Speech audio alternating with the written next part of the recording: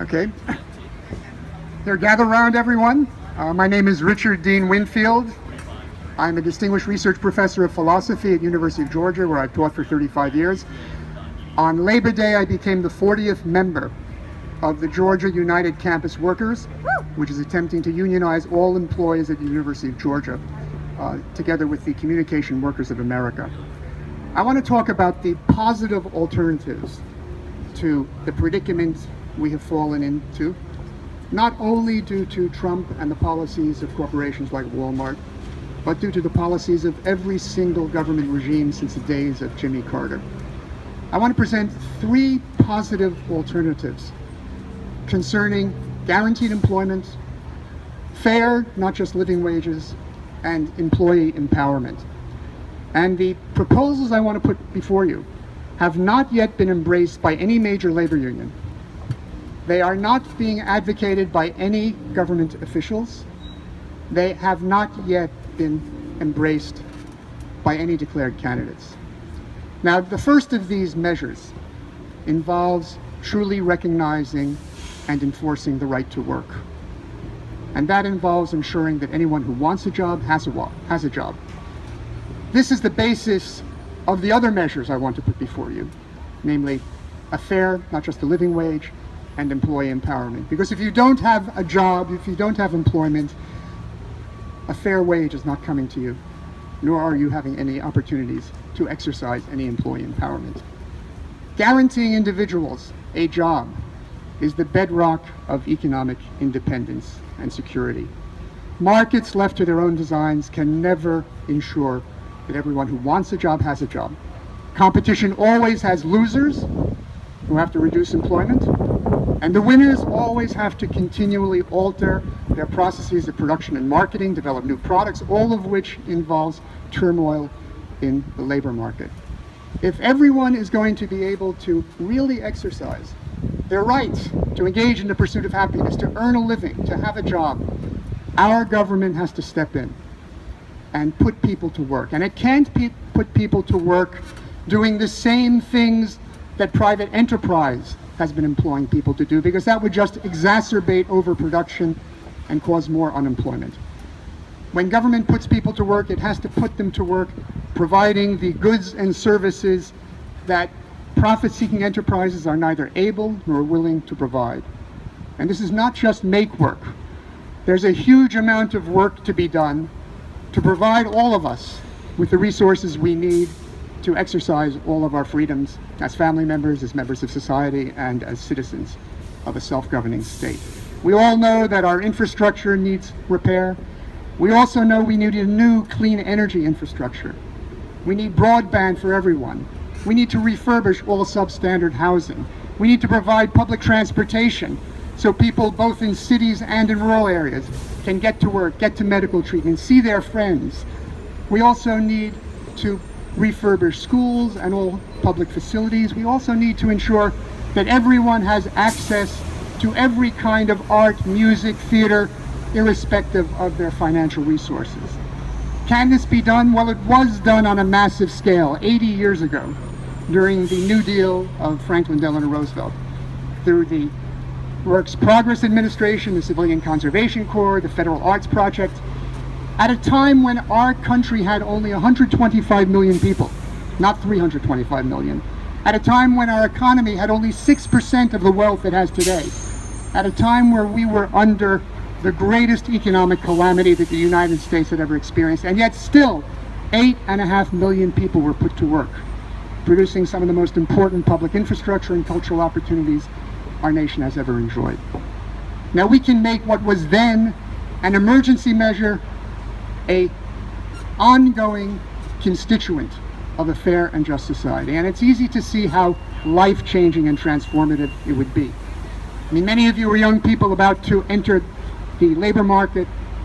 Well, imagine the situation where instead of facing double the rate of unemployment of the rest of the population, young people knew they had a full-time job serving the public good awaiting them.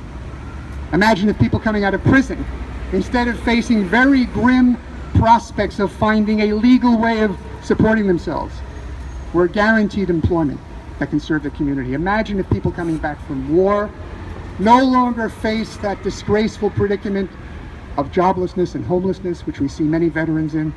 Imagine if instead everyone coming back from war had guaranteed employment awaiting them. And imagine if the rest of us who are lucky enough to have full-time employment, no, we do not have to worry about being downsized, about being transferred to part-time employment, etc. This is itself the true foundation of economic independence and security. And we need to ask, what indeed should people be paid? Because what should be paid to those who are able to enjoy guaranteed employment should be a new national minimum fair wage. And it should be a fair wage, not just a living wage. It should not just involve the means to enable us to exercise our family and social and political freedoms and be defended against inflation. It also should embody the fundamental principle of fairness and prosperity, which is that wage rates should grow in tandem with productivity gains. That connection was in force from 1945 till 1973. And because of that, living standards in the United States were able to rise as our economy grew. But in 1973, thanks to the policies of both Republicans and Democratic officials, that connection was severed, and wages were allowed to stagnate while economic growth continued. That has led to an ever increasingly unequal society where today we are the most unequal nation in the developed world with the least social mobility. We are back in the inequality of the Gilded Age. Our economic growth is half of what it used to be. Why? Well, when you have more and more inequality and more wealth concentrated at the top, those who control these huge amounts of wealth are simply not able to throw it back into the economy. When wealth is more evenly distributed, much more of wealth is spent and driven back into the economy. So when we speak about a fair wage, we need to think not of a living wage, not of $15 an hour, but of something significantly more. Now, if we go back to 1968, the minimum wage was $1.60. If you adjust that for inflation, it comes to $10.50. If you adjust it for productivity gains, it comes to $22. We should have a new fair minimum wage of at least $20 an hour.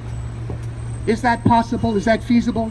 Can we really raise the floor so that everyone who works makes at least $41,600 a year? Well, our national income is $18 trillion a year. There are 160 million people who earn a living in the United States. If you do the math, you discover, as surprising as it may be, that the average income turns out to be $112,000 per person who earns a living. Wow. That tells you that there's plenty of room to raise the floor to $20 an hour or $41,600 an hour.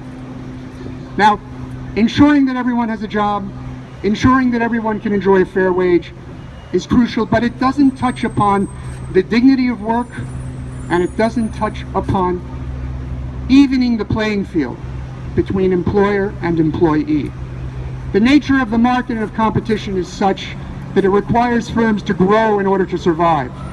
And as a result, it's no accident that there are far fewer enterprises than there are wage earners. And that discrepancy introduces a fundamental imbalance in the economic power and opportunity of employers versus the economic power and opportunities of employees. And that needs to be remedied on two fronts. On the one hand, we have to transform the structure of corporations, both public and private. Currently, corporations such as Walmart have CEOs and boards of directors that basically run the corporation with no input from their employees. They have their hands in the till, and as a result, CEOs are paying themselves 325 times what their average workers make. And they are making decisions on outsourcing, on downsizing, on automation with no input whatsoever from employees or anyone else. We need to change that situation, and we can do it by requiring by law that all boards of corporations, both private and public, have at least 50% of their members drawn from non-managerial employees elected by their peers.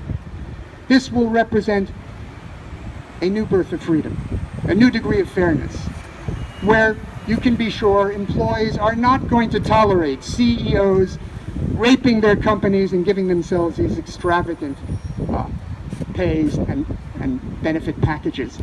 And it will also put a damper on the license with the heads of corporations engaged in outsourcing and introducing automation that doesn't serve consumers or employees. Now, this is one important side of employee empowerment, but there's another side. Now, I'm an employee like some of you, and like many of you will become, and I am in a situation that is shared by 94% of employees in the private sector, about 90% of employees in the public sector, which is to say, I face my employer in utter isolation. And as a result, my employer can tell me, take it or leave it. And I have no recourse. We need to overcome the weakening of employee empowerment, which today stands at its lowest ebb, because union membership is lower than it has ever been in my lifetime and your lifetimes.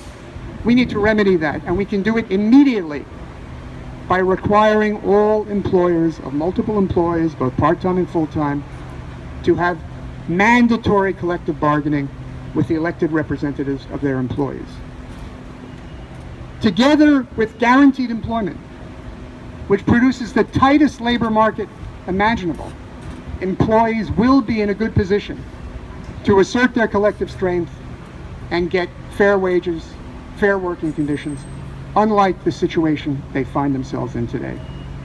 Now, as I mentioned, these measures are not yet embraced by labor unions. They are not embraced by any government officials. They are not embraced by the two parties, but they represent part of an agenda for a new social bill of rights that we as a nation need to adopt. And I'm going to make a bold prediction that come January, someone will step forward and qualify as an official candidate for Congress in the 10th District who will embrace these policies. Let's make history together. Thank you. Woo! Thank you, Richard. And I want to thank everybody.